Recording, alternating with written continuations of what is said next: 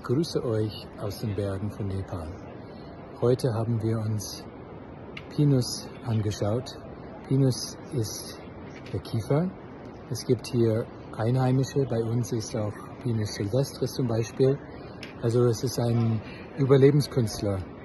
Kiefern können mit sehr wenig und sehr schwierigen Erde zurechtkommen und sie sind voll von Vitamin A. Das heißt, Kiefernadeltee ist eine von den besten Lieferanten an Adaptogen für unsere Haut. Das baut die Haut auf und die Haare und ist gleichzeitig ein Schutz vor Infektion, also stärkt unsere Barriere. Auch hat eine sehr starke Affinität zu der Lunge, zu den Bronchien. Es schützt vor Infekte und Erkältungen oder kann auch benutzt werden bei Erkältungen. Da können wir sie inhalieren, also diese wunderschöne Pinienduft ist herrlich, lindert Allergien, stärkt die Lunge und stärkt die Haut und die Augen, die auch Vitamin A brauchen. Also ein Alleskönner, der uns stark macht in widrigsten Umständen.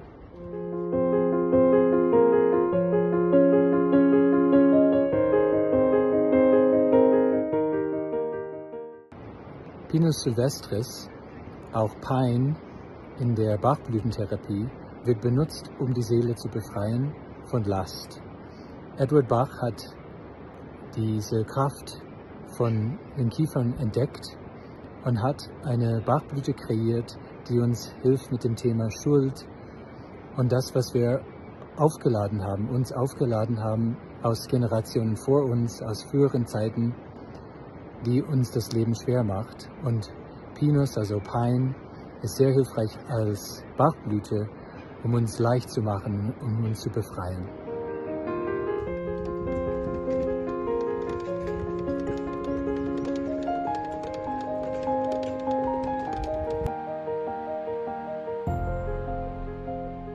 Hi friends, Christopher Hobbs, and we're high in Nepal here on the trek, and we have several pines, and I'm going to let Shiva talk about the different ones. Why don't you join me? So we have two similar looking pinus. One is Pinus roxburghi and another is Pinus wallichiana. And here, if you look closely, here we have 5 needles. 1, 2, 3, 4, 5. So 5 needles means it is Pinus wallichiana. And if there are 3 needles, then that is Pinus roxburghi. And thank you, Chris, for sharing your knowledge on how to use these Pinus needles as a tea. Can you please explain me in details? Yeah, and bark. The needles in the bark are very good medicine, and they were kept in all the pharmacy shops in the 1800s and 1900s in Europe and America. Pine bark tea was very, very famous for warming the respiratory tract, helping to get rid of the thick, sticky mucus, to stimulate the mucus. And don't forget that the pines have resin, and even on the needles and the bark here, you're going to get some of the resin, and the resin has super strong antibacterial properties.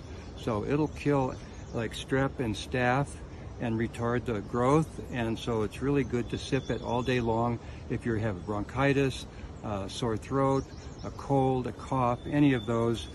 Pine bark tea was like one of the most important. It's like the thyme that they use, the thymus that they use in Europe, we use pine bark because there's so many pines in North America. And now we find in Nepal, so we're going to make tea out of this tonight. And you can just take a pair of scissors or cutters and cut it up like this and put it in freshly boiled water, and then don't boil it because then it gets more of the tannins out. So put it in the freshly boiled water, put the top on, let it steep for 20 minutes till it gets dark and very aromatic, and you can put some honey in and then just drink as much as you want throughout the day. Fantastic herb.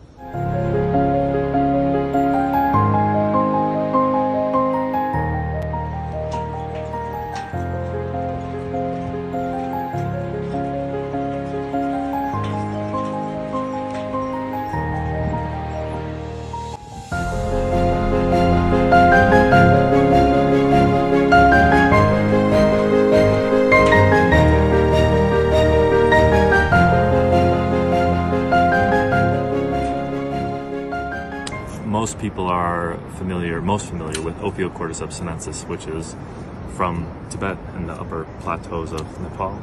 But that species cannot be cultivated at present due to the complexity of the fruiting process. It actually involves multiple different anamorphic species, as opposed to Cordyceps militaris is genetically one species.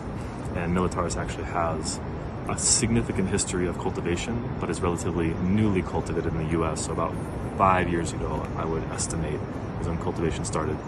But since people, amazing, dedicated mycologists have crossbred new strains, it's become a more prominent cultivated species, and it's been used historically and used in culture fairly commonly and has a high degree of active constituents, so that's the reason that's the selected species.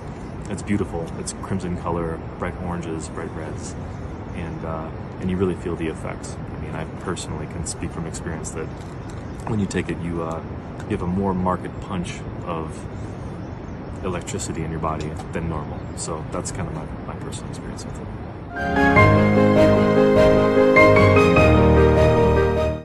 Sustainability-wise, Ophiocordyceps sinensis is being over-harvested in the upper Himalayan plateau.